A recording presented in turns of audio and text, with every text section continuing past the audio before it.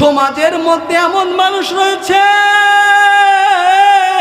বিচারের নামে অবিচার করিয়া নির্দোষ আলেমদেরকে জেলখানার মধ্যে বছরকে বছর আবদ্ধ করে রেখেছে। কথা বলেন ঠিক কিনা?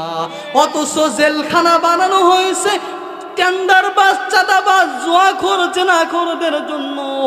ওই ব্যক্তিরা তারা দুনিয়ার মধ্যে ঘোরাফেরা করতেছে, তাদের বাধা দেওয়ার কেউ নাই। কারণ কি? বলে দুনিয়া তুমি রাজত্ব পাইছো, দুনিয়ার ক্ষমতা পাওয়ার পরে, দুনিয়ার বিচার পাওয়ার পরে তুমি তোমার মন গড়াই করেছো। কিন্তু ওই কিয়ামতের ময়দান, যেদিন আমি আল্লাহ হিসাব করব, সেদিন কেউ কাউকে রক্ষা করতে পারবে না। সেদিন রক্ষা করার দায়িত্ব কার? এই জন্য রব্বুল আলামিন বললেন, আরাআইতাল্লাযী ইউকাযযিবু বিদ্দীন। আমরা এখন কিয়ামত দিবসের, বিচার দিবসের মালিকের পরিচয় পেয়ে গেলাম।